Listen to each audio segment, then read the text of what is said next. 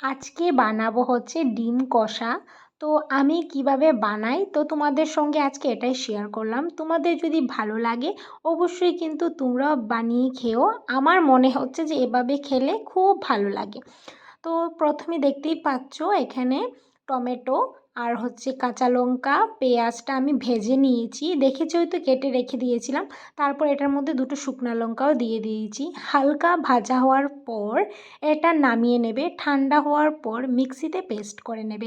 আর paste করার পর যখন এটার ঢাকনাটা খুলবে এত সুন্দর স্মেল বের হয়, সত্যি তোমরা এভাবে একবার অবশ্যই খেয়ে দেখবে বাড়িতে। তো আমরা বর বউ দুজন, আর আমি এটা সিদ্ধ করে সুন্দর করে কেটে নিয়েছি, কারণ হচ্ছে গিয়ে কাটার পর মশলাটা ভিতরে ভালোভাবে যায় তার জন্য। আর আলুটা যে দেখতে পাচ্ছিলে সেটা কিন্তু অন্য আরেকটা রেসিপির জন্য কেটেছিলাম, তো তোমরা দেখে মনে করবে যে আমি কেন এটার মধ্যে আলু দিলাম না। তো এটা হচ্ছে ডিম কষা, আলু কী করে দেব।